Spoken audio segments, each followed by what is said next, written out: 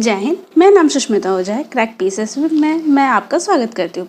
Previous class में यानी कि पिछले क्लास में हम लोगों ने देखा था समाज, अर्थव्यवस्था, भूमि और मंदिर गुप्त काल से रिलेटेड। ठीक है, आज हम लोग आगे बढ़ेंगे और आगे हम लोग आज क्या क्या देखेंगे, तो आज हम लोग देखेंगे शिक्षा, साहित्य, साहित्यकार, ठीक है, और विज्ञान भी हम लोग देख लेंगे अगर टाइम रहा तो चलिए स्टार्ट करते हैं। इस काल में कालिदास, शुद्रक, विशाखदत्त, भारवी भुट्ट, भास, विष्णु शर्मा आदि जैसे कई साहित्यकार हुए थे। किस काल में? तो गुप्त काल में। ठीक है, पुराणों के वर्तमान स्वरूप का विकास गुप्त काल में ही हुआ था। ठीक है, आज के समय में जो पुराण है उनका जो आज का जो रूप है वो गुप्त काल में ही हुआ था। ठीक है, रामायण एवं महाभारत की अंतिम रचना भी गुप्त काल में ही हुई थी। मैंने आपको पहले बताया था, जब हम लोग धर्म के बारे में पढ़ रहे थे तो मैंने आपको बताया था कि जो रामायण है उसके केवल 12,000 श्लोक ही लिखे गए थे, लेकिन गुप्त काल में उसको और आगे बढ़ा करके उसको टोटल 24,000 श्लोक कर दिया गया। ठीक है, मतलब और विस्तार से बताया गया। उसके बाद महाभारत में कुल 8800 ही श्लोक थे, जिनको बढ़ा करके वर्तमान स्वरूप में 1,00,000 तक कर दिया गया। ठीक है, तो अब हम लोग आगे देख लेते हैं। ठीक है, याज्ञवल्क्य, नारद काव्यायन एवं बृहस्पति स्मृति की रचना भी गुप्त काल में हुई थी। ठीक है, याज्ञवल्क्य, नारद काव्य एवं बृहस्पति स्मृतियों की जो रचना है वो गुप्त काल में ही हुई थी। गुप्त काल की तुलना पेरिक्लीज युग कौन सा युग था? तो एथेंस के इतिहास से, मतलब एथेंस के इतिहास से, और एलिजाबेथ युग यानी कि अंग्रेजी साहित्य के इतिहास से कंपैरिजन होता है, यानी कि तुलना होती है। किसकी? गुप्त काल की। ठीक है, चलिए आगे देखते हैं। गुप्त काल के प्रसिद्ध साहित्य और साहित्यकार को अब हम लोग देखते हैं, तो चलिए एक एक करके देख लेते हैं। पहले है मृच्छकटिकम, जो कि शुद्रक ने लिखी है। दूसरा है मुद्रा राक्षस और देवी चंद्रगुप्तम, जो कि विशाखदत्त की रचना है। तीसरी है किरातुर्जुनियम, जो कि भारवी द्वारा लिखी गई है। उसके बाद है रावणवध, जो कि भट्टी द्वारा लिखी गई है।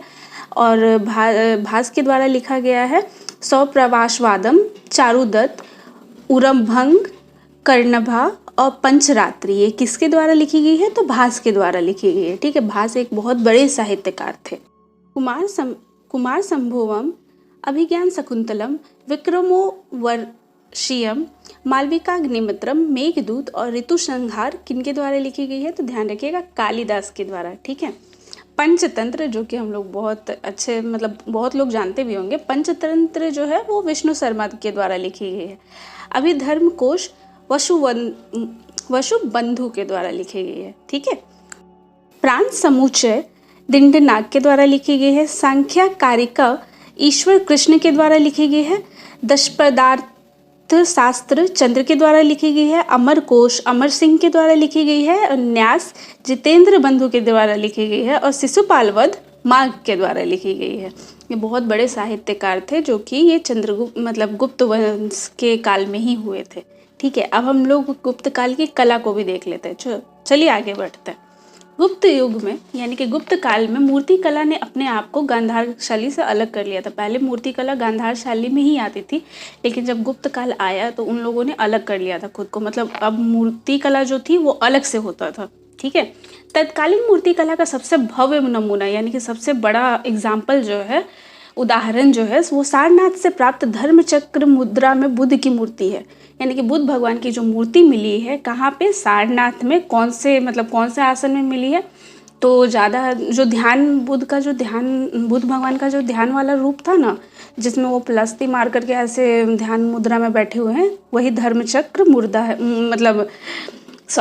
मुद्रा कहा जाता है। उसी आसन में उनकी मूर्ति मिली है। कहाँ पे? तो सारनाथ में। ध्यान रखिएगा।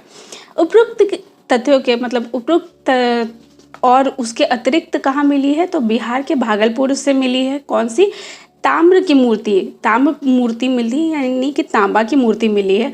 मथुरा से भी मिली है बुद्ध की खड़ी मूर्ति, यानी कि बुद्ध भगवान खड़े हैं, तो उस आसन में भी एक मूर्ति बनाई गई थी। वो कहाँ से मिली है? तो मथुरा से मिली है। ठीक है, ध्यान रखिएगा। गुप्त काल में हर एक शिक्षित एवं सांस्कृतिक व्यक्ति चित्रकला से दिलचस्पी रखता था। यानी कि आज के समय में जैसे कि लोग ये नए नए इनोवेशन या इलेक्ट्रिक गैजेट, मतलब फ़ोन, कंप्यूटर ये सब में ज़्यादा ध्यान देते हैं। तो उस गुप्त काल में जो था ना, गुप्त काल में लोग चित्रकला से बहुत ज़्यादा रुझान रखते थे, यानी कि बहुत ज़्यादा उससे प्यार करते थे, उसको बहुत ज़्यादा तवज्जो यानी कि बहुत पसंद करते थे। ठीक है, हर एक शिक्षित व्यक्ति या सांस्कृतिक व्यक्ति जो भी था वो कला और संस्कृति चित्रकला को उस समय में बहुत पसंद करता था।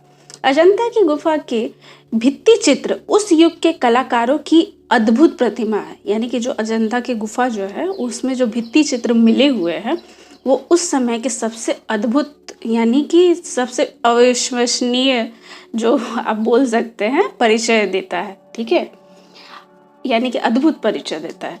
अजंता शैली के अन्य चित्र मालवा के बाध नामक स्थान से भी प्राप्त हुए, यानी कि मालवा जो है वहाँ पे एक जगह है जिसका नाम है बाध, वहाँ से भी कुछ चित्र प्राप्त हुए हैं। ये मतलब कुछ अन्य चित्र भी प्राप्त हुए हैं। अब हम लोग अजंता चित्रकारी को थोड़ा और डिटेल में देख लेते हैं। ठीक है, अजंता में टोटल 29 गुफाएं निर्मित की गई थी उस काल में, मतलब पहले 29 गुफाएं हुआ करती थी लेकिन आज सिर्फ 6 है, मतलब अस्तित्व में सिर्फ 6 मिली हैं। बची हुई गुफाओं में गुफा की जो संख्या है 16 और 17, मतलब 16 और नंबर का गुफा और 17 नंबर का जो गुफा है वो गुप्तकालीन है, यानी कि वो गुप्त काल में बना गया है, मतलब उससे गुप्त काल की जानकारी भी मिलती है, ये भी आप बोल सकते हैं। गुफा संख्या जो 16 है उसमें राजकुमारी, एक राजकुमारी है, मतलब राजकुमारी का एक चित्र बना हुआ है गुफा नंबर 16 में। ठीक है, ध्यान रखिएगा। गुफा नंबर जो 17 है उसमें बुद्ध भगवान का जो जीवन परिचय था ना उसका सारा चित्र बना हुआ है, किसमें? गुफा नंबर 17 में। यानी कि आप कह सकते हैं कि गुफा संख्या 16 के उत्कीर्ण मरणासन राजकुमारी की चित्र विशेष रूप से प्रशंसनीय है और गुफा नंबर 17 का चित्र चित्राशाला के नाम से प्रसिद्ध है। इसको मतलब गुफा नंबर 17 का जितना भी चित्र है उसको चित्रशाला कहा जाता है। इसमें बुद्ध की जीवन से संबंधित चित्र उत्कीर्ण है, यानी कि बने हुए हैं। अब हम लोग आगे देखेंगे, आगे हम लोग आज विज्ञान भी देख लेते हैं, उसके बाद ये पूरी तरीके से समाप्त हो जाएगा गुप्त काल। ठीक है, उसके बाद हम लोग हुन देखेंगे क्योंकि हुन का आक्रमण भी ये स्कंदगुप्त के टाइम तक स्टार्ट हो गया था। तो हुन कौन थे वो सब हम लोग नेक्स्ट क्लास में देखेंगे। तो चलिए विज्ञान को देखते हैं। गणित के क्षेत्र में नवीन सिद्धांतों का विकास हुआ था किस काल में? तो गुप्त काल में। प्रसिद्ध गणितज्ञ आर्यभट्ट, कौन नहीं जानता इन्हें, ने दशमलव पद्धति की आविष्कार किया था। ठीक है, आर्यभट्ट ने पहली बार बताया था कि पृथ्वी गोल है एवं अपनी धुरी पर घूमती है।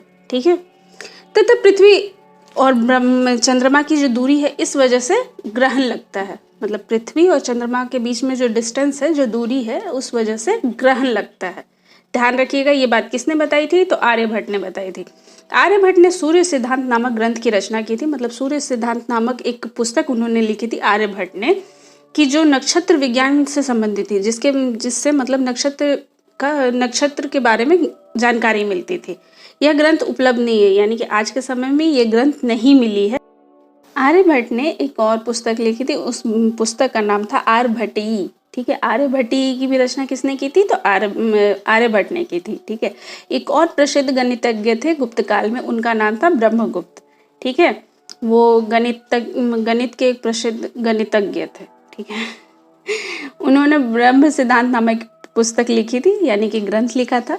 ब्रह्मगुप्त ने खगोल समस्याओं के लिए बीजगणित का प्रयोग करना आरंभ किया था। बीजगणित को इंग्लिश में क्या कहते हैं? तो ध्यान रखिएगा, अलजेब्रा। जी हाँ, अलजेब्रा का भी प्रयोग किसने किया था? तो ब्रह्मगुप्त ने किया था। ठीक है, चलिए आगे देखते हैं। वराहमिहिर गुप्त काल के एक प्रसिद्ध खगोल शास्त्री थे। उन्होंने प्रसिद्ध ग्रंथ बृहत संहिता एवं पंच सिद्धांतिका की रचना की थी। ठीक है, इन्होंने 2 पुस्तकें लिखी थी, पहली थी बृहत संहिता, ठीक है, और दूसरी थी पंच सिद्धांतिका। ठीक है, इन दोनों की रचना किसने की थी? तो वराहमिहिर ने की थी। अब हम लोग आगे देखते हैं। बृहत संहिता में नक्षत्र विज्ञान, मतलब बृहत संहिता में जानकारी मिलती है किसके बारे में? तो नक्षत्र के बारे में। वनस्पति शास्त्र, प्राकृतिक इतिहास, भौतिक भूगोल से संबंधित विषयों के बारे में इसमें जानकारी या वर्णन किया गया है। ठीक है, आर्यभट्ट के ग्रंथ पर भास्कर ने इसी काल में टीका लिखा था। ठीक है, महाभाषिका, लघु भाषिका एवं भाव्य के रूप में प्रसिद्ध हुआ था। क्या? जो कि भास्कर ने लिखा था। ये उन तीनों का नाम है। ठीक है, अब हम लोग आगे देखते हैं। चिकित्सा क्षेत्र में आयुर्वेद के प्रसिद्ध ग्रंथ अष्टांग संग्रह की रचना इसी काल में हुई थी। और अष्टांग संग्रह के रचयिता कौन है? तो बाण भट्ट। ध्यान रखिएगा, ये बहुत बड़े चिकित्सक थे। किस काल के? तो गुप्त काल के। ठीक है। आयुर्वेद के एक अन्य प्रसिद्ध ग्रंथ नवीन नितकम की रचना भी इसी काल में हुई थी। एक और चिकित्सक थे जो कि पशु रिलेटेड, मतलब पशुओं के बारे में इन्होंने एक ग्रंथ लिखा था। उनका नाम था पालकाव्य नामक, मतलब पालकाव्य उनका नाम था। तो पालकाव्य नामक पशु चिकित्सक ने हाथियों के रोग से संबंधित उस समय में यानी कि गुप्त काल में एक पुस्तक लिखी थी। उस पुस्तक का नाम था हस्त आयुर्वेद नामक ग्रंथ लिखी थी। मतलब हस्त आयुर्वेद उस ग्रंथ का नाम था। सोचिए कितने, आज से कितने साल पहले ये सब कुछ हुआ था। ठीक है, वो भी गुप्त काल में, तो क्यों नहीं उसे गोल्डन एज कहा जाएगा। तो अब हम लोग आगे देखते हैं। प्रसिद्ध चिकित्सक धनवंती चंद्रगुप्त द्वितीय के दरबार में थे। नागार्जुन इस काल का एक प्रसिद्ध चिकित्सक था। उन्होंने रस चिकित्सा नामक प्रसिद्ध ग्रंथ की रचना की थी। बहुत बड़े बड़े विद्वान जो है ना वो गुप्त काल में हुए थे। इसीलिए उस वक्त मतलब देश किस पोजीशन पे होगा आप इमेजिन कर सकते हैं। धातु विज्ञान की इस युग में अत्यधिक तरक्की हुई थी। ठीक है, धातु विज्ञान यानी कि मेटोलॉजी या मेटोलोग्राफी भी आप इसको कह सकते हैं इंग्लिश में। लगभग 1500 वर्ष पूर्व निर्मित दिल्ली में एक लोहे का स्तंभ है। ये लोहे का स्तंभ आपको कुतुब मीनार के पास मिलेगा। ठीक है, आप फोटो में भी देख सकते हैं। में अभी तक जंग नहीं लगा है। सोचिए आज से 1500 वर्ष पुराना है वो, और उसमें अभी तक जंग नहीं लगा। और हम लोग अगर गेट लगाते हैं लोहे का तो उसको बस बारिश आने का देर है, उसको जंग लगने में टाइम नहीं लगता। सोचिए उस वक्त का धातु विज्ञान कितना मतलब तरक्की किया होगा। जो धातु विज्ञान के काफी विकसित होने का संकेत माना जाता है। क्या? तो वो लोहे का जो स्तंभ है। इस प्रकार भौतिक एवं सांस्कृतिक श्रेष्ठता के कारण यानी कि भौतिक विज्ञान या सांस्कृतिक हर एक कलाओं में श्रेष्ठ होने के कारण गुप्त युग को प्राचीन भारत इतिहास का स्वर्ण युग, गोल्डन एज या गोल्डन एरा भी कहते हैं। ठीक है, अब आपका कंफ्यूजन दूर हो गया कि क्यों गुप्त काल को गोल्डन एज कहते हैं। तो इन्हीं सब कारणों की वजह से कहते हैं, ध्यान रखिएगा। अब हम लोग मिलेंगे नेक्स्ट क्लास में। नेक्स्ट क्लास में हम लोग हुन के बारे में देखेंगे कि आखिर हुन थे कौन भाई, क्यों आए थे भारत में कब्जा मतलब लड़ने के लिए, बार बार क्यों लड़ते रहते थे हम लोग से लोग। तो वो सब हम लोग नेक्स्ट क्लास में देखेंगे। लेकिन अगर आपको मेरा वीडियो अच्छा लगता है तो लाइक कीजिए, सब्सक्राइब कीजिए और मुझे सपोर्ट कीजिए। थैंक यू, मिलते हैं नेक्स्ट क्लास में। तब तक के लिए गुड बाय।